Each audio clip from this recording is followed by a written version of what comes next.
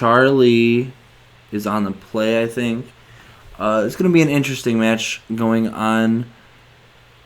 Charlie's mono white Scepter Chant here, basically centered around Isochron Scepter and silence effects, trying to lock his opponent out of being able to play any cards whatsoever. Meanwhile, we have Ryan here playing Smokestack, which aims to basically tap down at all of his opponent's permanents and then force them to sacrifice them to Smokestack. So we got Charlie thinking about keeping his hand. Okay, looks like they've decided. So Ryan is actually on the play, not Charlie, and he's going to start with a Chalice on 1. Chalice on 1, definitely a good start against the Silence deck. That definitely stops a handful of the Silence cards, probably about half of them. Charlie does win with Planeswalkers. He plays a couple copies of Gideon and a couple copies of Elspeth. So that'll definitely give him a lot of tokens that he can use for tapping down for Tangle Wire or sacking to Smokestack, if it comes to that.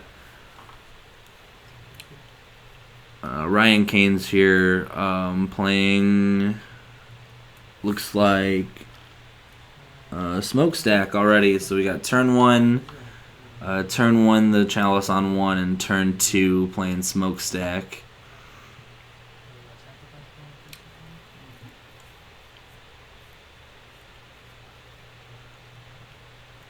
Charlie picks up Isochron Scepter. Charlie does not play any main board artifact or enchantment removal.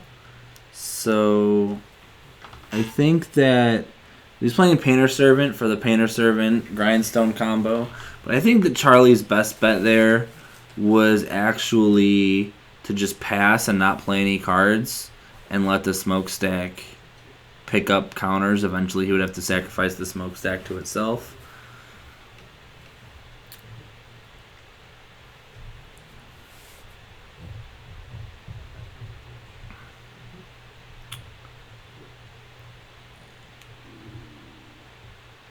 So here we go. Charlie untaps 2 lands and plays a Silence. He's just playing Silence into Chalice of the Void for whatever reason that he thinks that he's deciding to do that. Goes ahead and plays another land. I still don't necessarily agree with that. I think that his best course of action would still be to just hold out. The struggle with Stax in general is that the deck is very slow. Ryan chooses to sacrifice Smokestack to Smokestack and then play a second Smokestack. The deck is generally pretty slow to actually getting to its win conditions. So, and its win condition is really just like Mishra's Workshop, Crucible of Worlds, attacking out that way.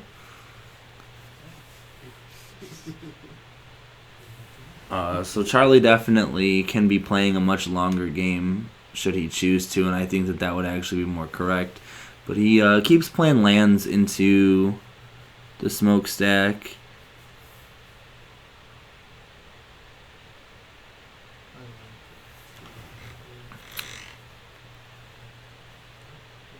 Tapping 3, playing that Sanctum Prelate, I think.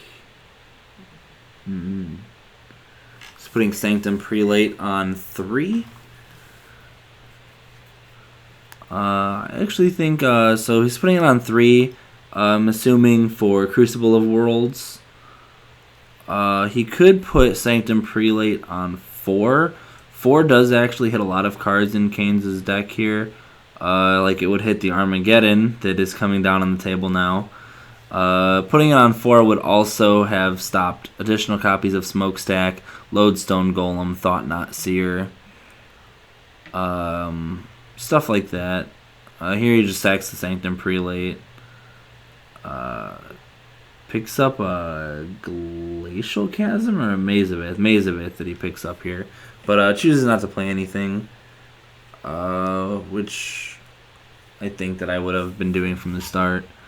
So now Ryan sacks his Smokestack to itself. Still has that Chalice on 1. Pretty difficult there.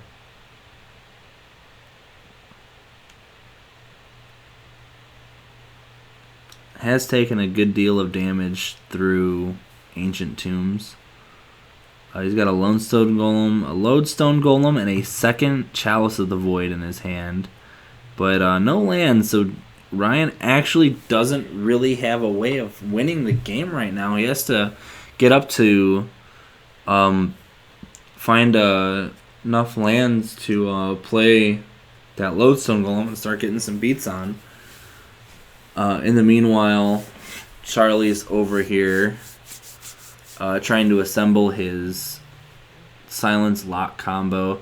He does, however, need to find one of the 2-mana silences. I think there's one that he plays. I can't remember the name. I know there's lots of different silence cards. One that kicks to make him so his opponent can't attack. There's one that draws a card.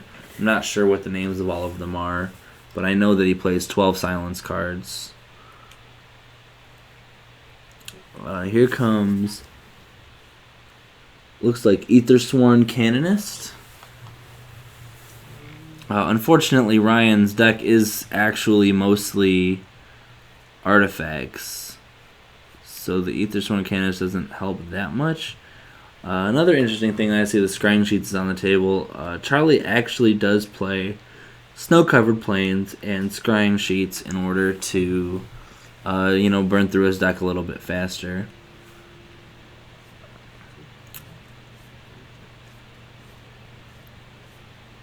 Looks like this game is probably pretty much in Charlie's favor here, considering that Charlie has in fact landed a creature.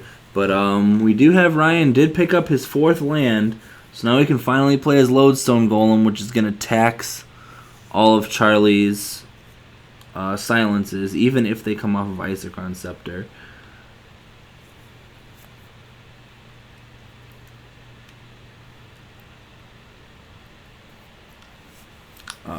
He picks up another Plains, plays it.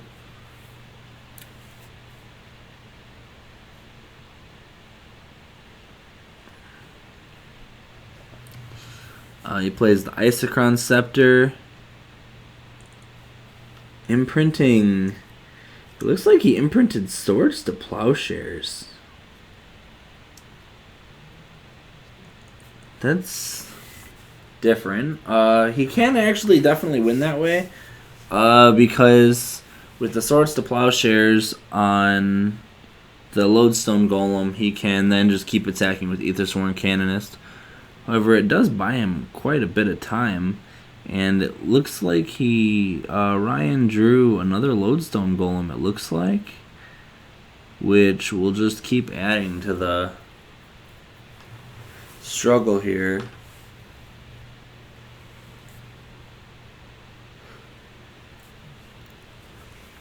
Game is definitely far from over. Charlie here is hellbent. No more cards in hand. Ryan plays a second Chalice on 1.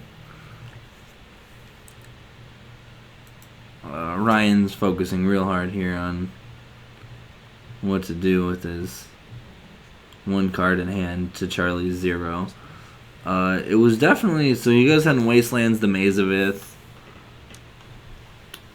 Probably does that so you can start attacking with this Lodestone Golem and getting some damage in.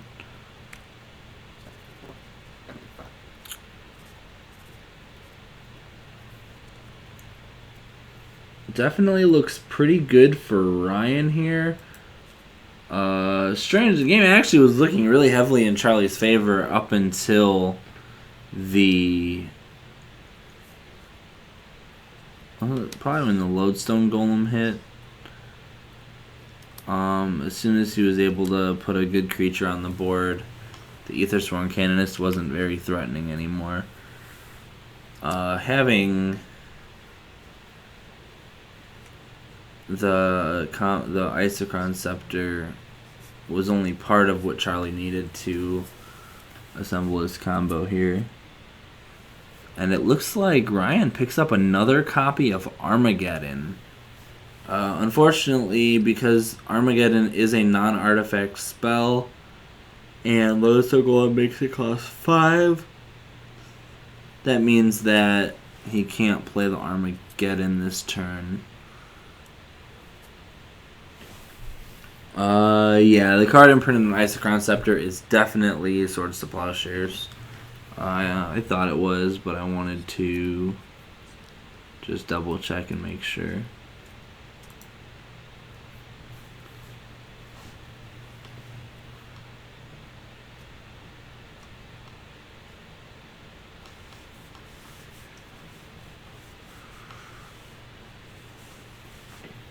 Alright, so Ryan's swinging with the Lodestone Golem.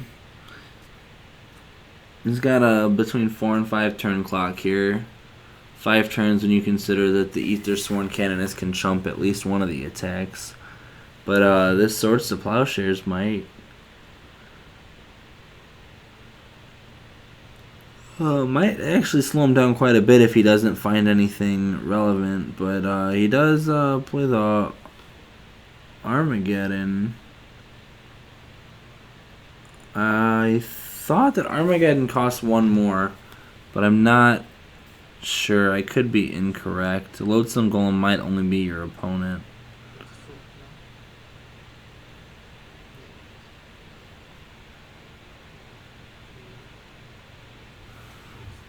It definitely says that non-artifact creature spells or non-artifact spells cost 1 more to cast, so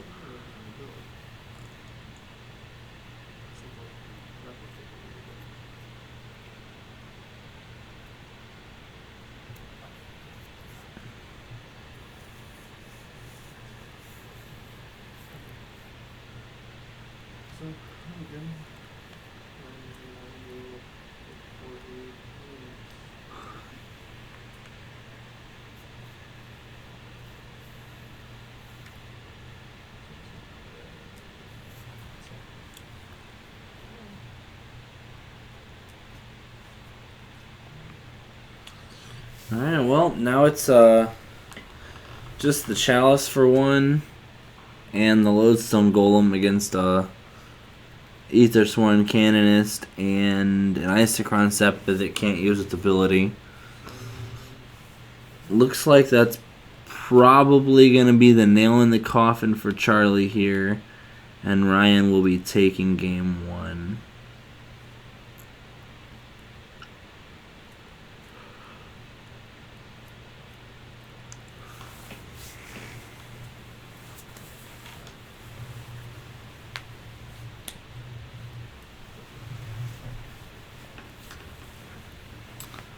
Alright, Charlie's at 5 now. Ryan at 8. Charlie passes. So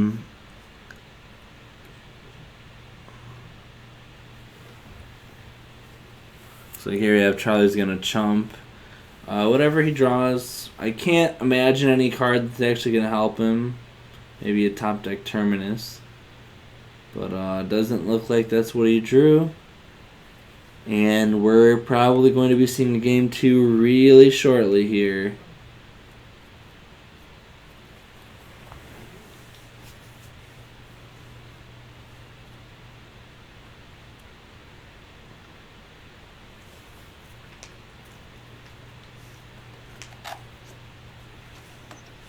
Alright, moving to the sideboard. Not actually sure what Charlie will be bringing in out of the sideboard. Looks like he's got some ley lines. Those probably wouldn't come in. Python Needle definitely going to be coming in here. Python Needle is incredibly strong against this matchup. Turns off Wasteland, turns off Mishra's Workshop, turns off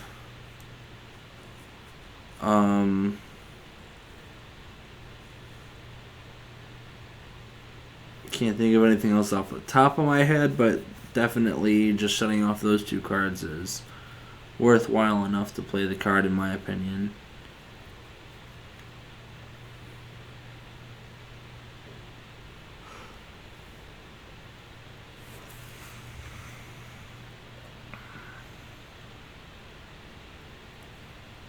Looks like he's got a second Aethersworn Canonist in his sideboard as well.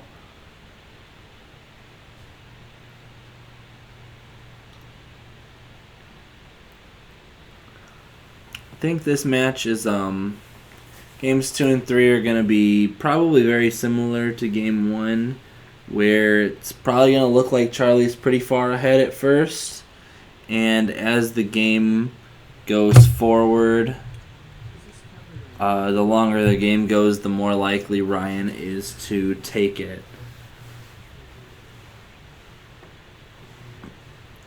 As we saw last game, Charlie took a very commanding lead pretty early, though pushing through Ryan's Chalice for 1 on turn 1 definitely proved to be just too much for Charlie to handle, drawing through 3 of his silences.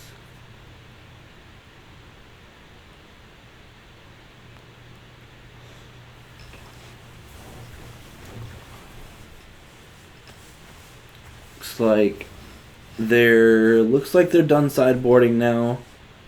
We're about ready to move into games 2 and 3.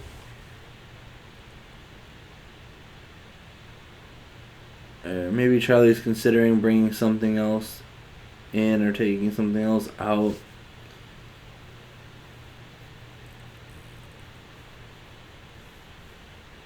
I can't actually think of any cards in Charlie's deck that are inherently weak, other than maybe like the scrying sheets requiring multiple lands in order to make use of it.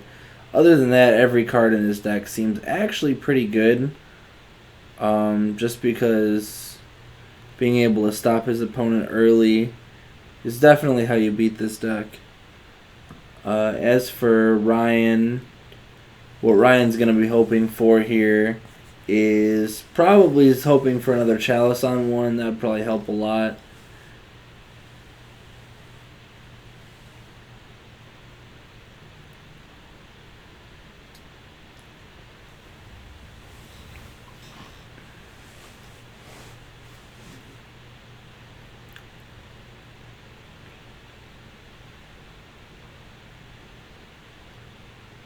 Looks like Charlie may have accidentally brought in an extra card maybe, or maybe accidentally taken one out. Looks like he's counting his deck.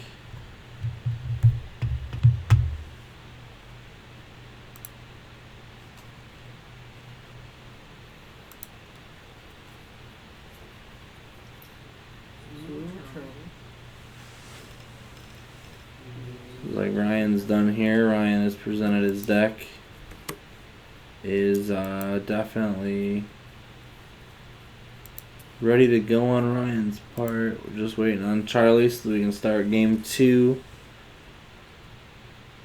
of this really grindy match. It's kind of interesting because both of these decks are definitely not designed to be particularly fast.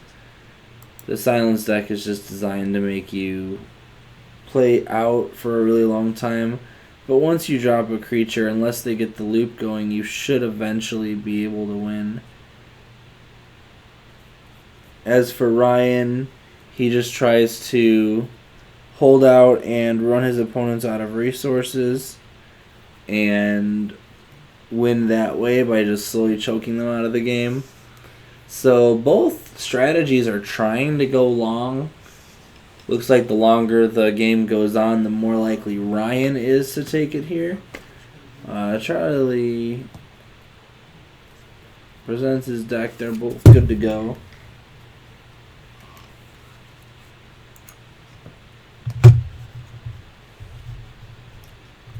Looks like Ryan has opted into mulliganing, I think. I'm not sure if they took their hands yet or not. No, it looks like they're both drawing 7 here. So, Charlie does have the Isochron Scepter in his opening hand. And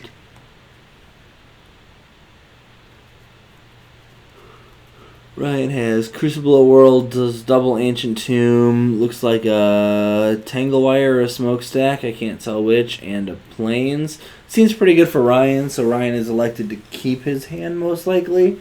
Charlie, on the other hand, mulliganing his.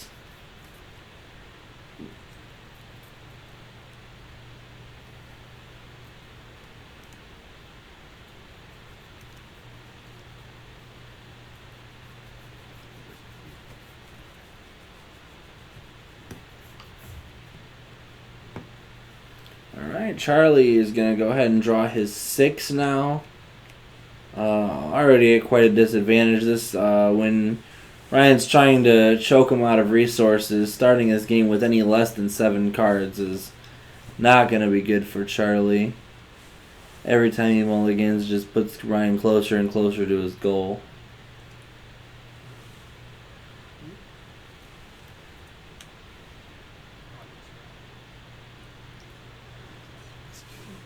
Alright, so Charlie plays a Plains and passes the turn.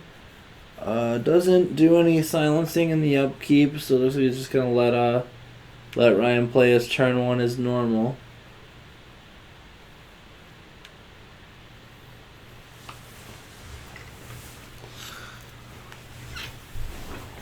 Alright, just a couple more lands.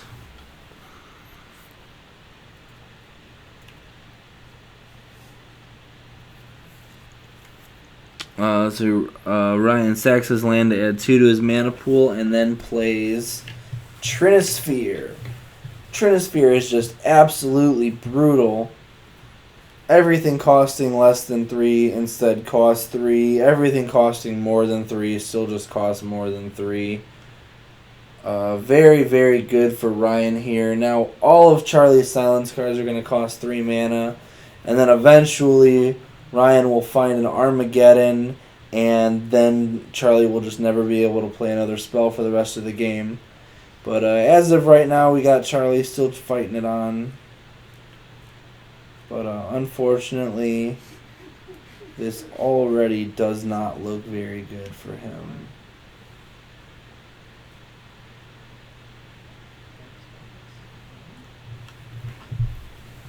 And here's Ryan with a Tanglewire. With the Tanglewire, Charlie now can't even play permanents if he wanted to, even if he could as he does have the 3 to pay for cards. The Tanglewire will just be tapping his lands down in the upkeep. So unless he's playing cards at instant speed, he's going to have to do without all of his mana. Well, there we go. Destroying the Trinisphere. That puts Charlie back in the game real fast. Picks up another land, though. Unfortunate, seeing as how at this point he probably wants to be drawing better cards than lands. Ryan taps all of his lands and the Ancient and the Tanglewire, as that's really his only option. And then he chooses to put Chalice on 1 again.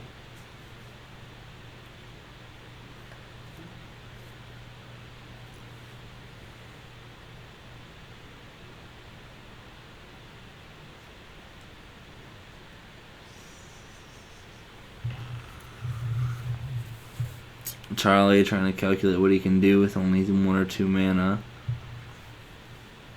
Looks like he doesn't do a whole lot and just passes it back to Ryan here, who again taps down an Ancient Tomb and a Gemstone Mine.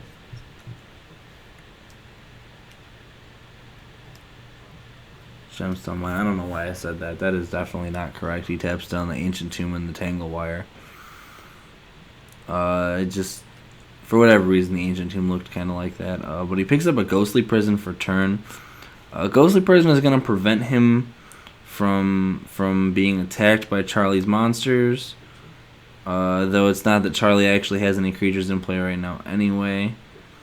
And it doesn't look like Charlie's going to be picking any up anytime soon. Charlie goes to untap, taps down 2 lands, and picks up another one. So he's got 4 lands to do with as he pleases, though he is back to not being able to play 1 mana spells.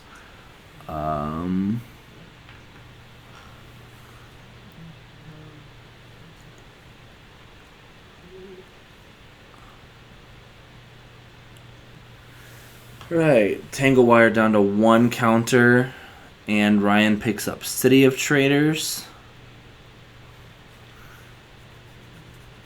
City of Traders definitely really strong once Crucible of Worlds is in play, because with Crucible of Worlds, you can then have a land enter, and then the following turn play the City of Traders again for lots of strings of extra mana.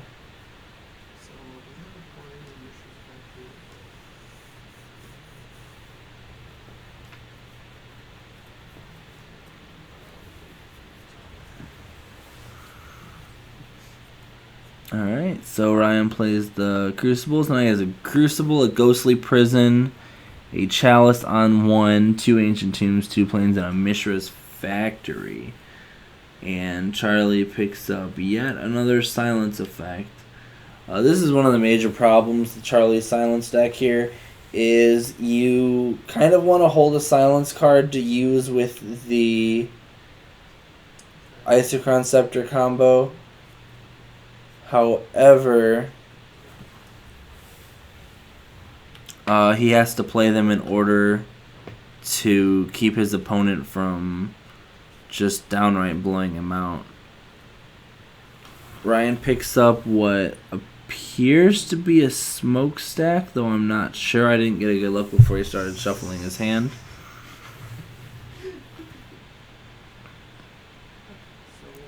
Charlie has the Mazavith, which will at least prevent him from dying for a while. Especially if Ryan picks up a Lodestone Golem again. But here he used the Crucible to play his land from the graveyard and simply pass his turn.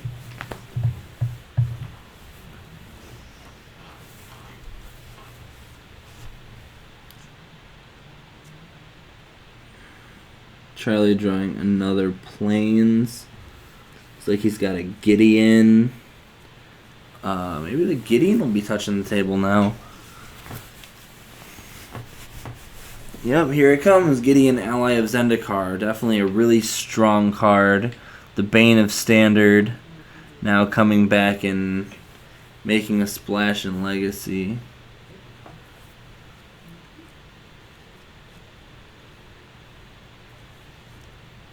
Here we have Charlie making a token.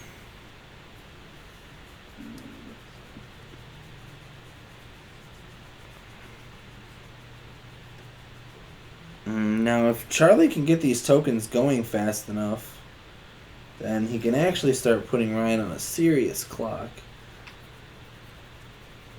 And Ryan doesn't have a lot of removal that'll actually deal with Planeswalkers after they've hit the table. At least not to my knowledge. So that should actually be pretty good for Charlie here. This Gideon might actually just be enough. Here comes another Smokestack. This card does answer the Gideon, but I'm not sure it will answer the Gideon in time. So this Gideon here will be a 5/5 creature swinging alongside its 2/2 token. It's 7 damage.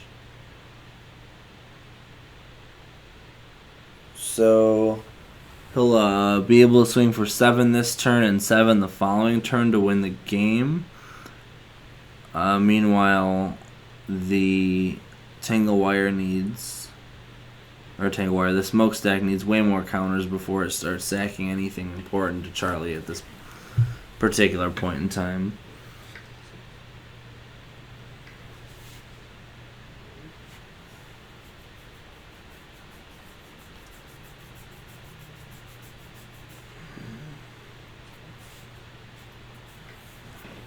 This game is suddenly looking very good for Charlie here.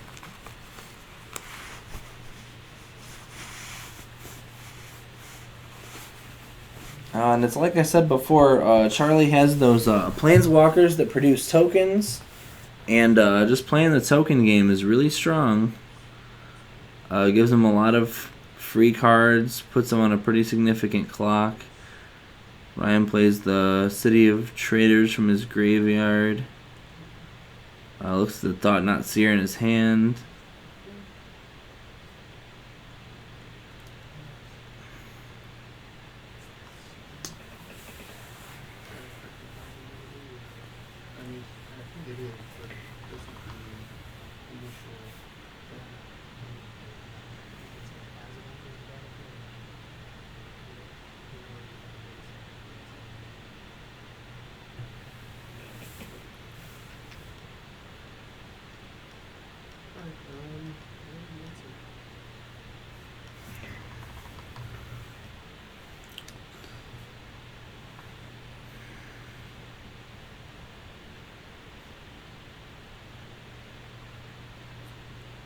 Alright, Charlie picks up Isochron Scepter.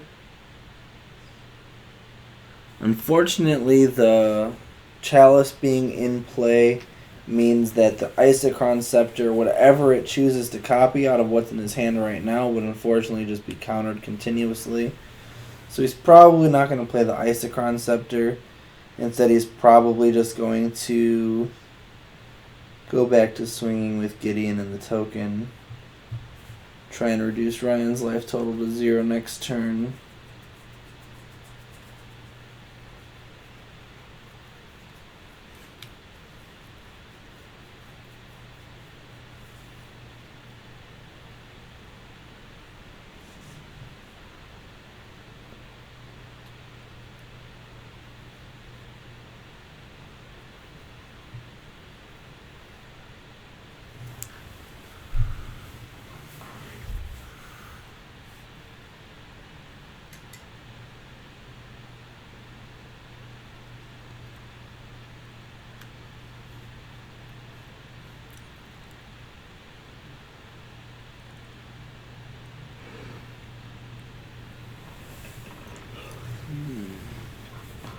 Here's Gideon going up to 6 and swinging for 4. Getting chump blocked by the Thought Not Seer. Then triggers and lets Charlie draw a card.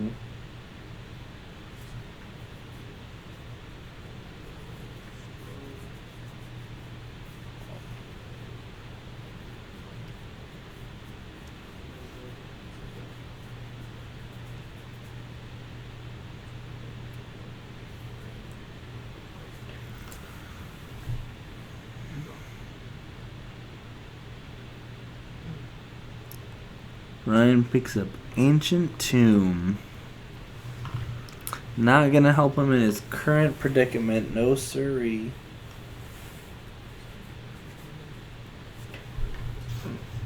I'm gonna see what Ryan's face cam looks like after picking up that sad draw.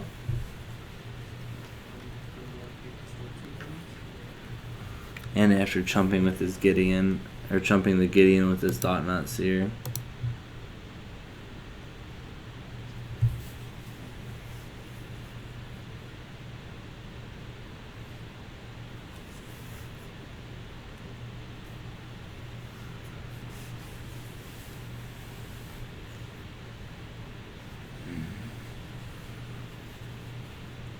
Alright, here comes Charlie picking up what looked like another Swords to Plowshares, though it could very easily be wrong.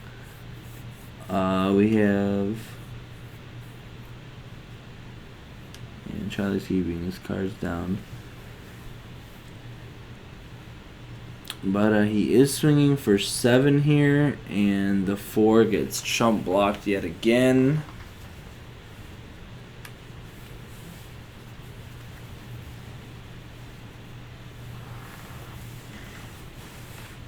And it looks like Charlie actually chooses to Swords to Plowshares the Mishra's Workshop. Or Workshop. Factory, my bad. Ryan goes down to 4 life. Has to draw nothing short of a miracle to win this game. But I don't think that was it.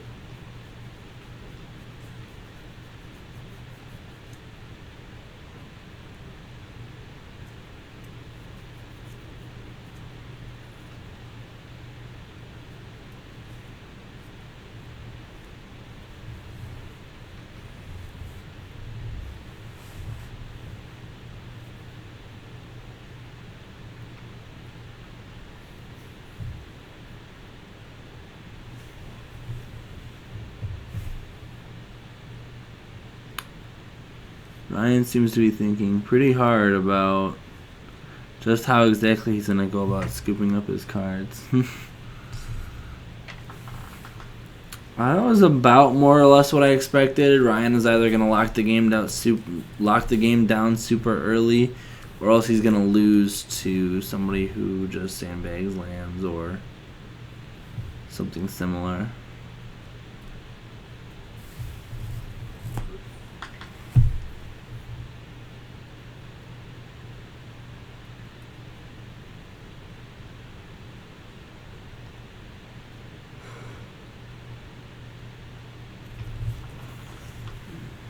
Alright, so now we're going to be sideboarding going into game 3 here. We'll have Ryan on the play yet again.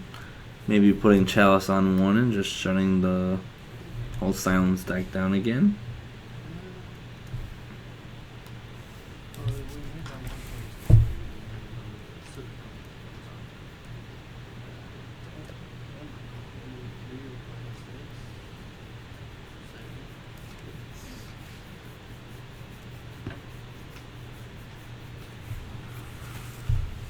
Alright, Ryan appears to be on the sideboarding. Charlie's still trying to make sure his deck is thoroughly randomized.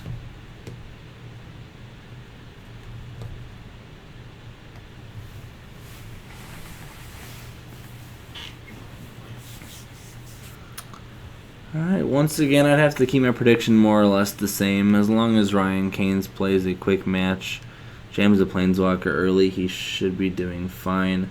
Charlie, on the other hand, is just trying to survive long enough to put an infinite lock on the game.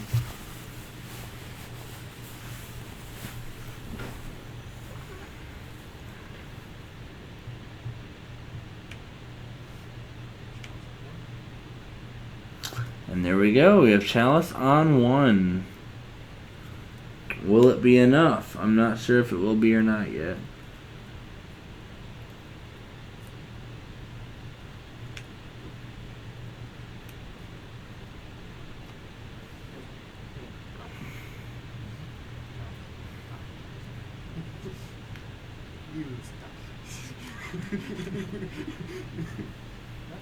Yeah, I'm done.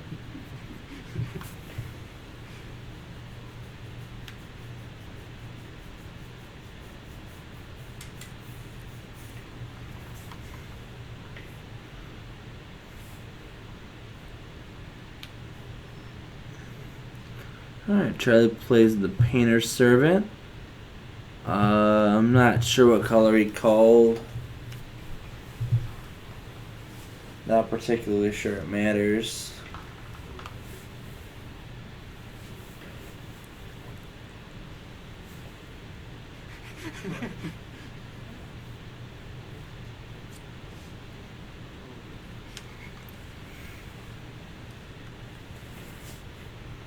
And there's the third land for Charlie.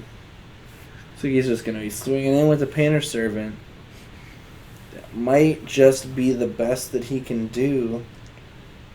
Plays Sanctum Prelate. Does decide to put Sanctum Prelate on 3.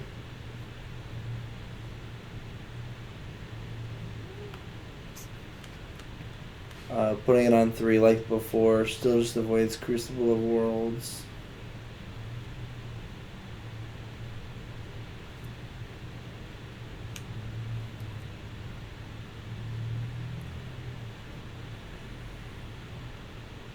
Charlie plays yet another land. So you have Ryan here missing land drops left and right. And Charlie, who's probably playing a lower count on lands, is actually just drawing nothing but land. It's going to make it really hard for Charlie to actually close the game down, though.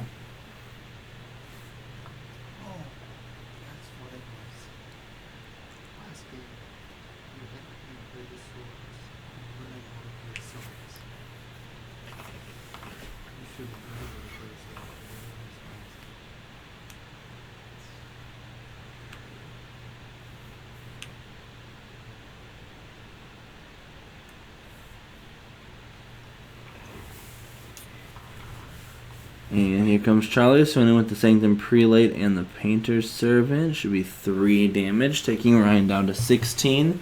While Charlie is still at 20 life now.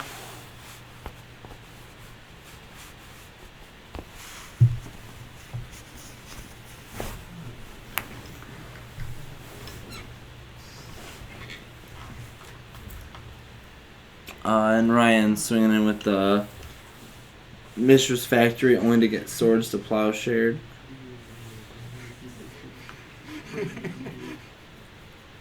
These Wastelands not doing a lot for Ryan with nothing but basic planes in play.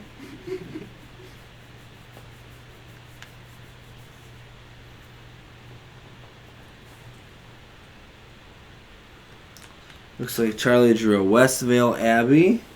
That'll give him a... At least we'll give him a clock. It'll give him some tokens that he can sack should a Tangle Wire ever hits play. And will increase his damage by 1 every turn. So his damage is actually pretty high as is. It does look like he's eventually gonna get there.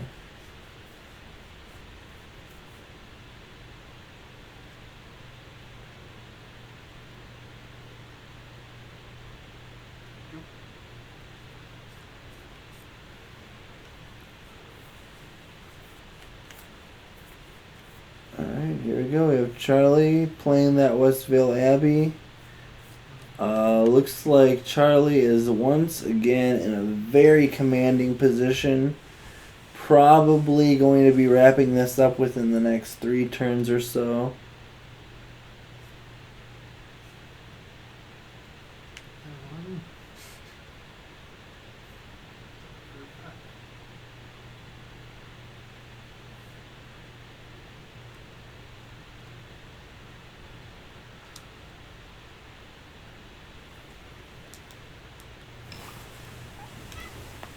Alright, so end of turn we have Charlie making a 1/1 token off of the Westvale Abbey. Putting him at 17 to Ryan's 13.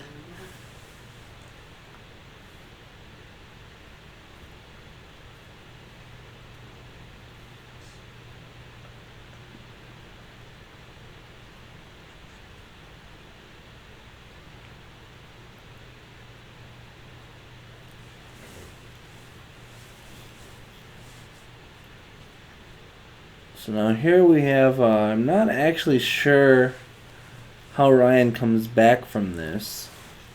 He has to hope to find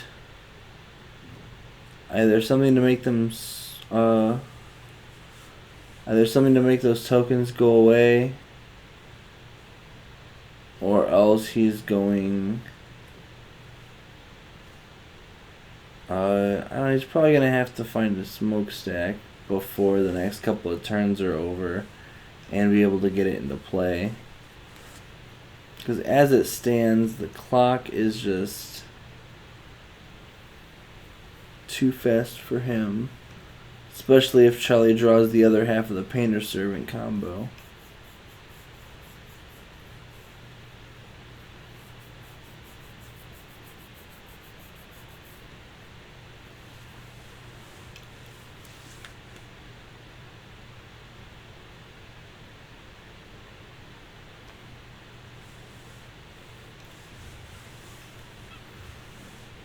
Alright, looks like Ryan is swinging in with the Lodestone Golems, and Charlie will be making a 1/1 for the sole purpose of blocking.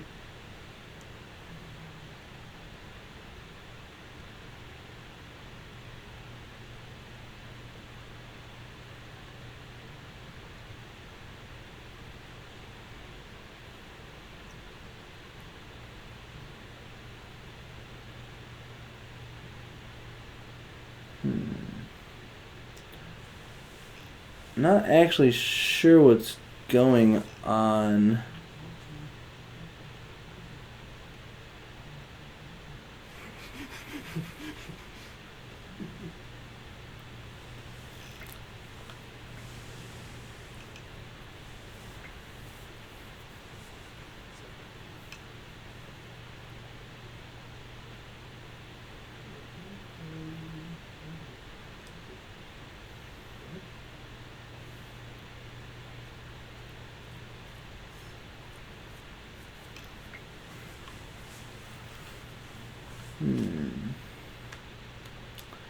The Lodestone Golem's actually putting a lot of pressure on Charlie. 3 minutes left on the clock till we'll be going into time again here.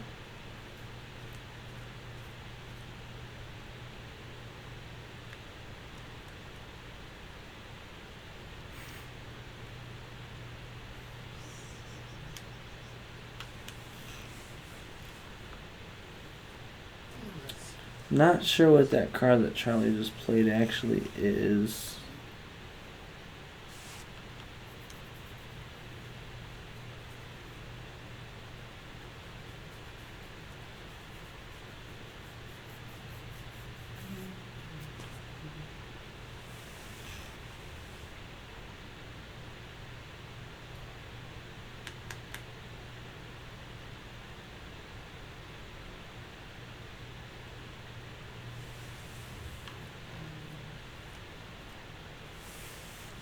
Looks like this game is just about wrapping up.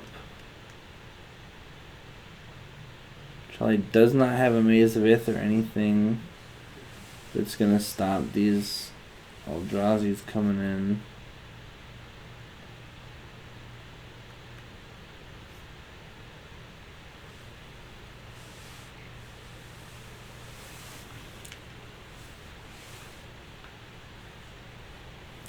So like here we got Ryan playing another Smokestack. Playing the namesake of his deck here.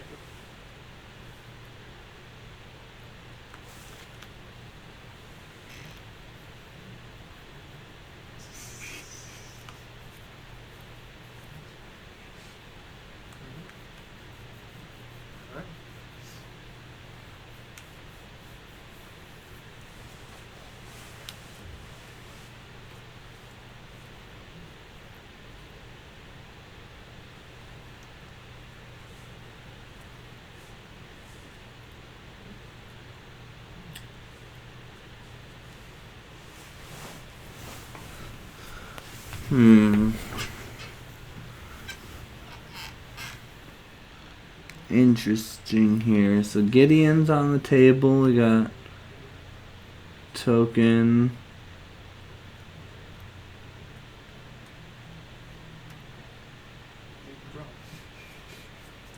And here comes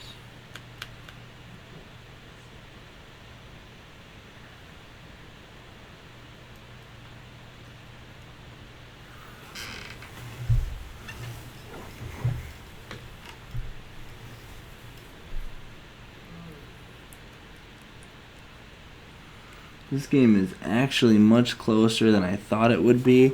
These Lodestone Golems just becoming such a huge problem with making everything cost one more, with having decent attack, actually more than decent, having actually like good attack.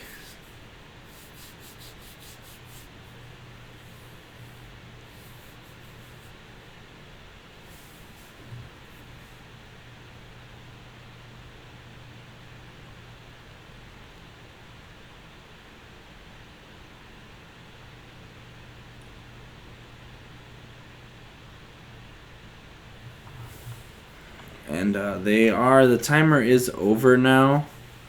I'm not actually sure if they're going to just do 5 turns like a regular end of match procedure, or if they're going to finish the game. Doesn't like the game's going to last too much longer. We're definitely back to it not looking particularly good for Charlie. He plays the Swords to Plowshares, gets countered by the Chalice.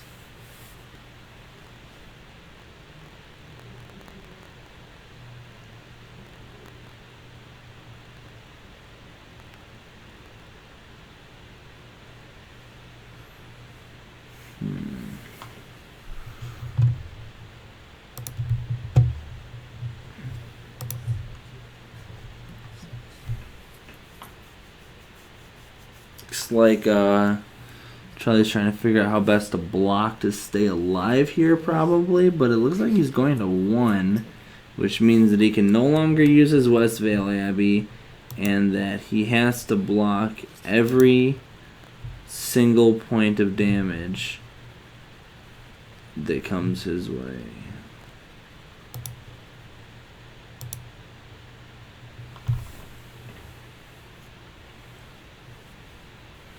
Dropping to 1 is unfortunate. That's definitely the last place he wants his life total to be right now.